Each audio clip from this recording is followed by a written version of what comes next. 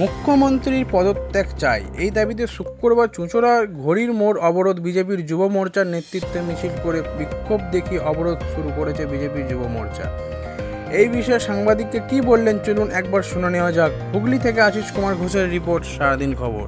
বিক্ষোভ মিছিল এবং অবরোধ। দেখুন, আমরা দেখেছি দীর্ঘদিন ধরে যারা আপার প্রাইমারি ছিলেন তাদের চাকরি নিয়ে কী ধরনের টানপ্রন চলছে। কোর্ট বারংবার বলেছিলেন বর্তমান যে রাজ্য সরকার রয়েছেন তাদেরকে যে আপনারা যাদেরকে ঘুষের বিনিময়ে চাকরি দিয়েছেন তাদের তালিকা আমাদের দিন, তাহলে আমরা যাদের তালিকা দেবেন তাদেরকেই আমরা এই চাকরি থেকে বরখাস্ত করব। কিন্তু বারংবার তাদেরকে চাওয়া সত্ত্বেও তারা কোনোরকমভাবে এর সুরাহা করেননি। তারা চাইলেই করতে পারতেন। আর এই বর্তমান সরকারের জন্যই আজকে টোটাল 26,000 চাকরি প্রার্থীদের তাদের চাকরি খোয়া দেবে। এর দায় কে নেবে?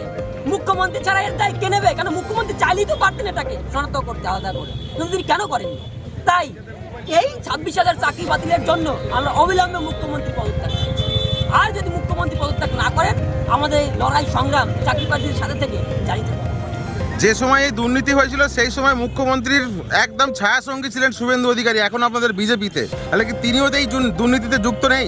দেখুন, আমার কথা হচ্ছে যিনি যদি প্রমাণিত হন তিনি হবেন, যে দোষী হবে তার জন্য কোনো ছাড় নেই আমাদের কাছে।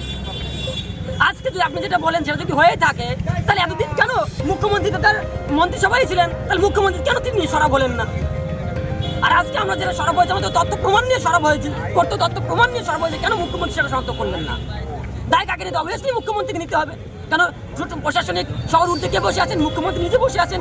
আর তার আঙ্গুলি হেলানো ছাড়া এই 26,000 নিয়োগ যে দুর্নীতি হয়েছে তার আঙ্গুলি হেলানো ছাড়া হতে পারে না।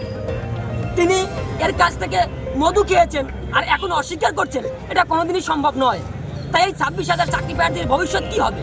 আজকে যে অবস্থা রয়েছে, আজকে কোর্ট নির্দেশ দিয়েছেন তাদের বেতন ফেরত দিতে হবে, বেতন ফেরতের সঙ্গে সঙ্গে 12% সুদি ইন্টারেস্ট সহ ফেরত দিতে হবে। তাই এই চাকরি প্রার্থীরা কোথায় যাবেন?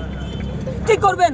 আজকে যদি এই চাকরি প্রার্থীরা আত্মহত্যা করেন, এটা আত্মহত্যা হবে না, এতে গণহত্যা হবে। এই গণহত্যার দায় কে নেবেন? মুখ্যমন্ত্রীকে নিতে হবে না। কিন্তু মুখ্যমন্ত্রী কালকে কিন্তু আশ্বাস দিয়েছে 1 লক্ষ চাকরি কিন্তু তিনি পাশে আছেন। 1 লক্ষ এখনো শূন্যপদ রয়েছে, তিনি কিন্তু সেটা বিবেচনা। আরে তিনি তো আছেন অনেক কিছু।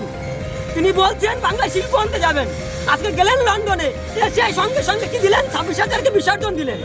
তিনি ভোটের আগে কি বলেছিলেন? ডবল চাকরি দেবেন। আর আমরা কি দেখছি? ডবল ভিখারি তৈরি করছেন গ্রামে গঞ্জে।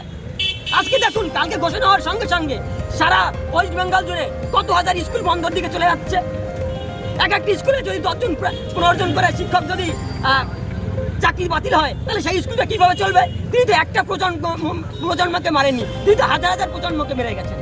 আজকে যারা স্কুল কলেজে পড়ুয়া রয়েছেন তাদের ভবিষ্যৎটা কী হবে? যদি স্কুলটা বন্ধ হয়ে যায় সেই সব হাজার হাজার লক্ষ লক্ষ পড়ুয়াদের অবস্থা কী হবে? চিন্তা করুন আপনাদের। তাদের ভবিষ্যতের সিকিউরিটি কে নেবেন মুখ্যমন্ত্রী?